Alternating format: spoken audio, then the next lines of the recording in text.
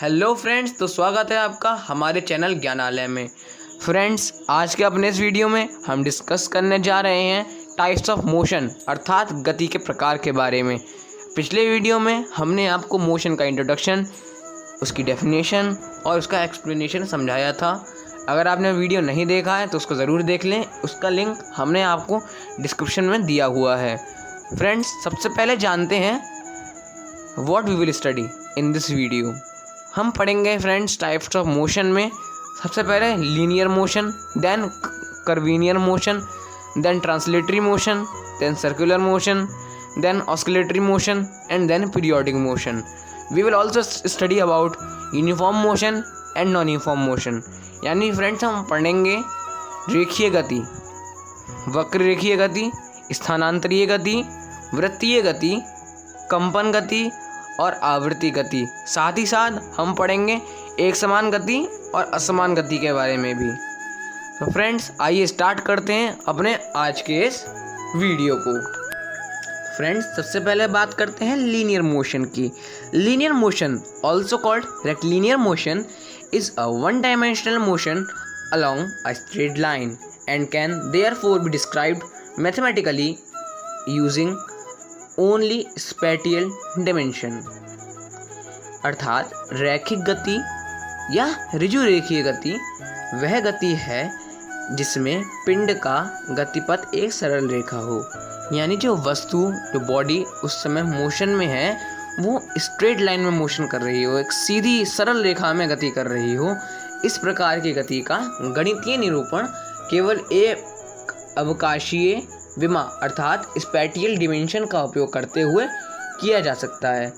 रैखिक गति सभी गतियों में सबसे सरल है क्योंकि ये स्ट्रेट लाइन में हो रही है, इसलिए हम लीनियर मोशन को motion in a straight line भी कह सकते हैं। इसका एग्जांपल ले लेते हैं। इसके लिए एक रनिंग एथलीट, एक एथलीट जो रन कर रहा है एक स्ट्रेट ट्रैक पर, एकदम सीधे पथ पर एक हमारा एथलीट रनिंग कर रहा है, तो वो एथलीट उस समय लीनियर मोशन में है।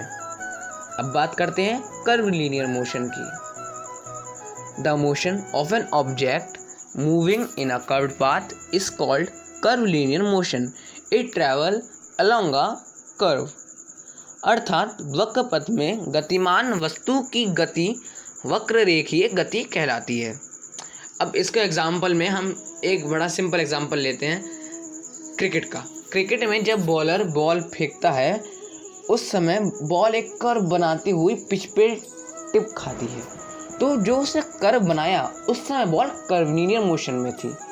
और सेम उसी के नेक्स्ट टाइम में जब बैट्समैन शॉट मारता है, तो जब बैट्समैन शॉट मारता है तो बॉल एक कर्व बनाती हुई स्टेडियम के पार जाती है। अगर वो 6 होता है तो वहाँ पे भी कर्वीनियर मोशन होता है। तो अब सबसे पहले हमने समझा लीनियर मोशन को और अब हमने समझा कर्व लीनियर मोशन को। अब हम समझेंगे ट्रांसलेटरी मोशन को।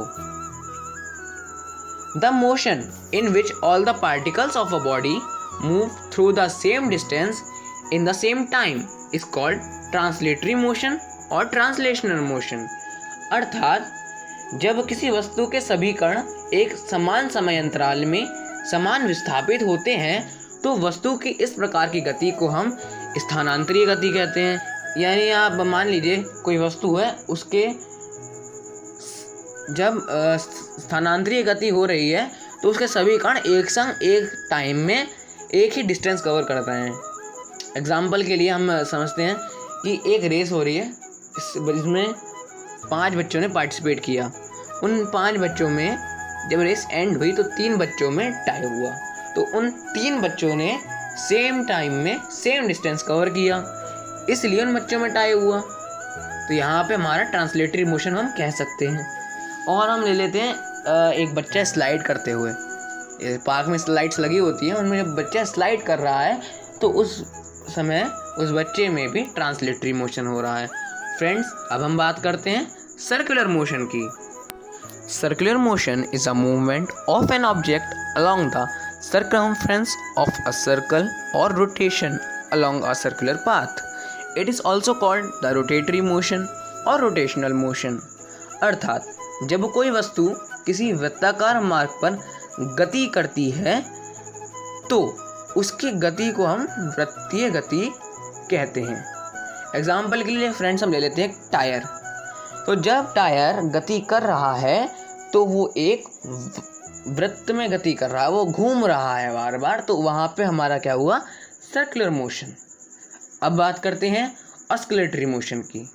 Oscillatory motion can be termed as the repeated motion in which an object repeats the same movement over and over. When the rate of oscillation increases rapidly, then it is called vibratory motion. दोलन यानी oscillation एक लगातार दोहराता हुआ बदलाव होता है जो किसी केंद्रीय मानक स्थिति से बदलकर किसी दिशा में जाता है, लेकिन सदैव लौटकर केंद्रीय स्थिति में ही आता है। यानी आपने देखा होगा बच्चों को झूला झूलते हुए, जो स्विंग वाले झूले होते हैं उन पर झूलते हुए देखा होगा। जब बच्चे घूम रहे होंगे तो इधर कर्व लेंगे, उधर भी आगे जाएंगे, लेकिन वो एक टाइम पे उसी पॉइंट पाएंगे जहाँ से उन्होंने स्टार्ट किया, कि जहाँ पे वो झूला उस समय रुका हुआ था।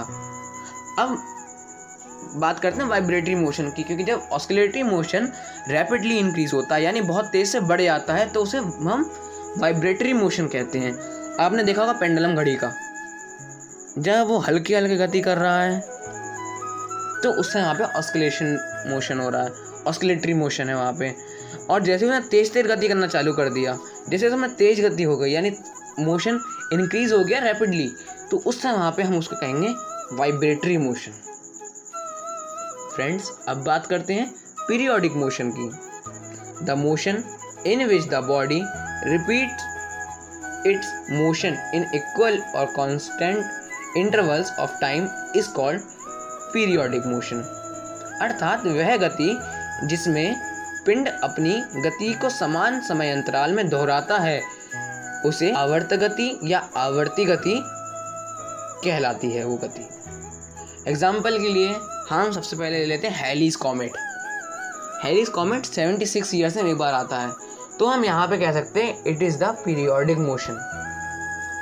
और ले लेते हैं घड़ी के कांटों को, उसके हैंड्स को घड़ी के, तो वो भी एक निश्चित टाइम पीरियड के बाद कॉन्स्टेंटली अपने उसी पोजीशन में आ जाते हैं।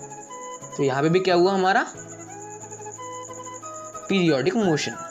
अब बात करते हैं यूनिफॉर्म मोशन की। When a moving object travels the same distance in the same direction at the same time intervals, then the motion of that object is called uniform motion। अर्थात जब कोई वस्तु गतिमान होती है और वह किसी निश्चित दिशा में समान समय अंतरालों में समान दूरियां तय करती है, तब उस वस्तु की गति एक समान गति कहलाती है। एग्जाम्पल के लिए हम ले लेते हैं एक मनुष्य जो चल रहा है, उसने 1 मिनट में 10 मीटर की दूरी कवर की और वो ऐसे ही सेम गति से सेम रफ्तार से 10 मिनट तक चला, तो 10 मिनट बाद उसने 100 मीटर की दूरी तय की। तो यहाँ पे उसने यूनिफॉर्म मोशन हुआ उसमें। अब बात करते हैं नॉन यूनिफॉर्म मोशन की। If an object covers different distances at the same time intervals, then its motion is called non-uniform motion। अर्थात यदि कोई वस्तु समान समय अंतरालों में भिन्न भिन्न दूरियां तय करती है तो उसकी गति असमान गति कहलाती है। एग्जाम्पल के लिए फ्रेंड्स हम ले लेते हैं चलता हुआ मनुष्य, उसने 10 मिनट में 80 का डिस्टेंस कवर किया, लेकिन उसने कवर कैसे किया कि फर्स्ट मिनट में उसने 10 मीटर का डिस्टेंस कवर किया, सेकंड में उसने 8 मीटर का डिस्टेंस कवर किया, थर्ड में उसने 5 मीटर का ही डिस्टेंस कवर किया। ऐसे करके उसने भिन्न भिन्न दूरियां तय की प्रत्येक मिनट में और उसकी गति असमान रही, मतलब वह एक गति से नहीं चला, उसकी गति में हमारा परिवर्तन आते रहे। तो यहाँ पे नॉन यूनिफॉर्म मोशन हुआ।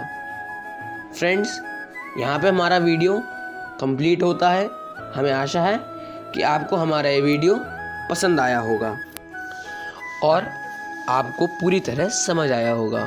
फ्रेंड्स, अपने आगे के वीडियोस में हम लिए scalar quantities, vector quantities, distance, displacement, speed, velocity, इन सब चीज़ों के बारे में विस्तारपूर्ण आपको समझाएंगे। अगर आपको हमारा यह वीडियो अच्छा लगा हो तो हमारे वीडियो को लाइक कीजिए, शेयर कीजिए और हमारे चैनल को सब्सक्राइब कीजिए। Thank you friends, thanks for watching.